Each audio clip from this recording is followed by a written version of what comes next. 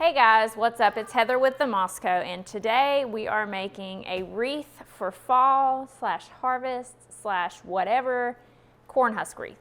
So I've been really wanting to up my wreath game. I love wreaths. I think they're super festive, and I was looking around for the perfect fall wreath, and I think this is it. I saw some inspiration on Martha Stewart's website and some other people.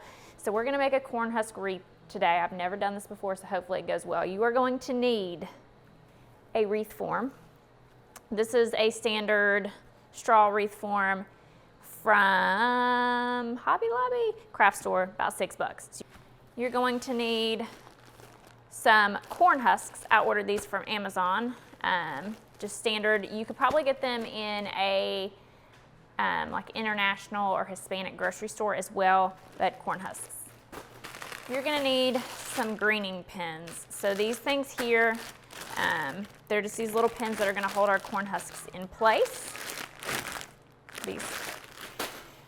You'll need some water to soak your husks in. Doesn't matter what temperature it is, just get some water. Don't mind my old Dollar Tree bowl. And you're going to need some ribbon to hang it with. I didn't know which kind of wanted to use, so I got a little bit wider and a little bit not as wide, some ribbon. So to get started, you're going to get your corn husk wreath. I'm just gonna unwrap this hot joker and apparently clean the counter later. Scissors.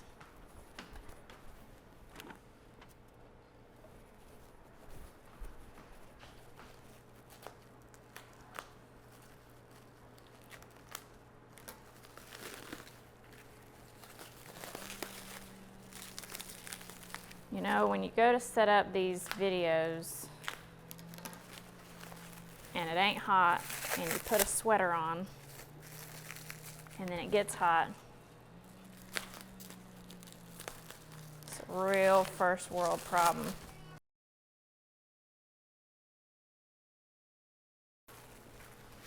Freedom, goodness gracious, woof. So we've got our wreath form. Now we want to take our corn husk strips and just roughly in half them, okay? And I don't think they're going to need to be, maybe even quarter them. Yeah.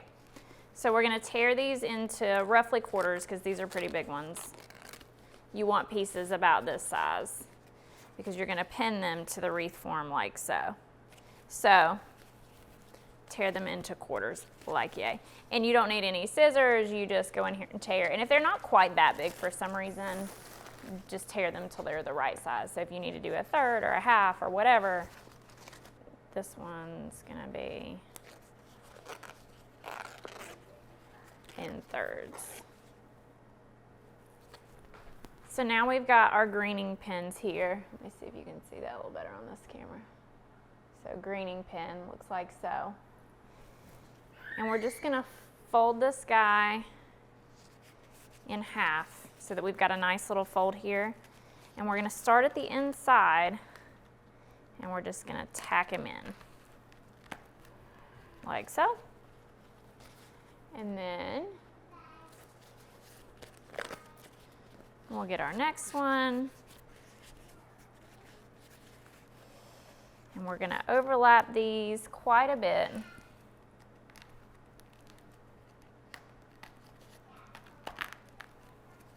Just get them all tacked in here, working inside to outside.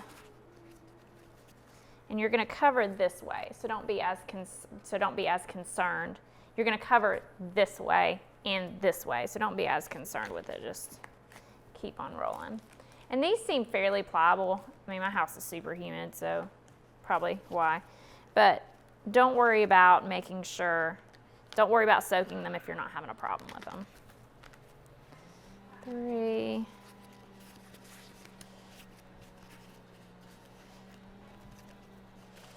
Let's do one under here.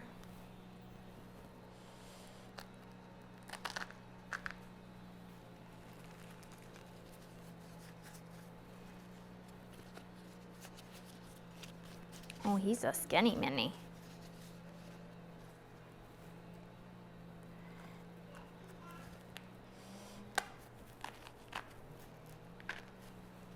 So basically this is what we're gonna do, and then we'll just do the next section just the same. Fold it in half. Take our folded together ends, place them on the wreath form a little bit higher up this time, and I want mine to be super full, so I'm gonna pack this thing and then just greening pin them in. This is a pack of like 100 greening pins, floral pins they call them. A value pack of a pound. That's helpful. Fold it in half. A little bit higher up just to cover the greening pin. Tack them in place.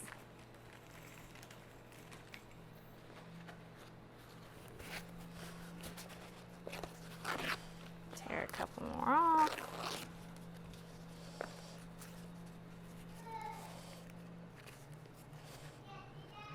And I'll probably even stagger them a little bit so they don't look like a solid. So we get a little bit of differentiation here.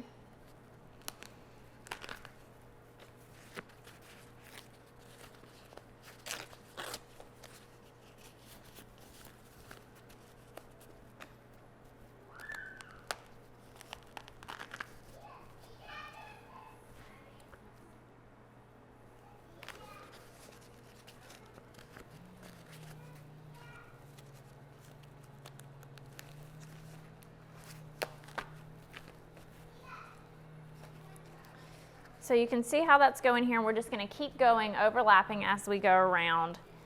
Corn husk and greening pin, super simple, so we'll probably speed this part up.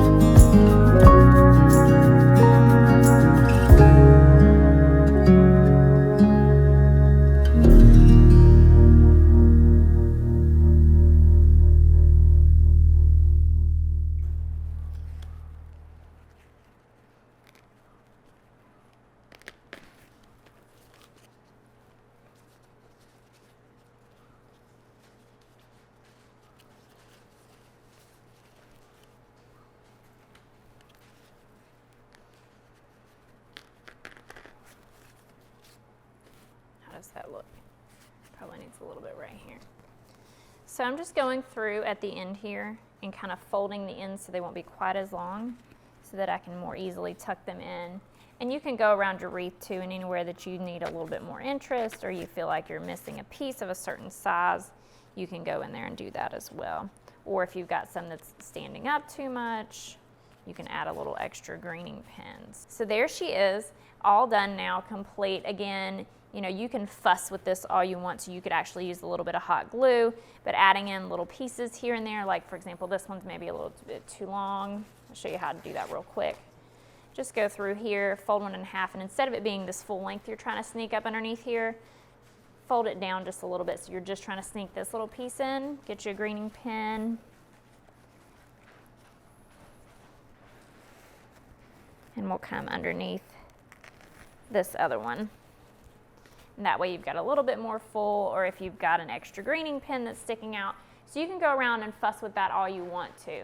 So now the only other thing that we need to do is add a ribbon. And I think I'm gonna go with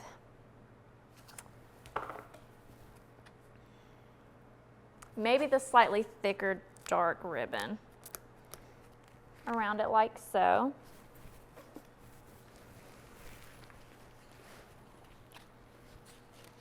And just slide that in here to wherever it wants to lay. So we've got our ribbon going, just a simple brown ribbon. I'm gonna go hang this up and show you guys how it looks.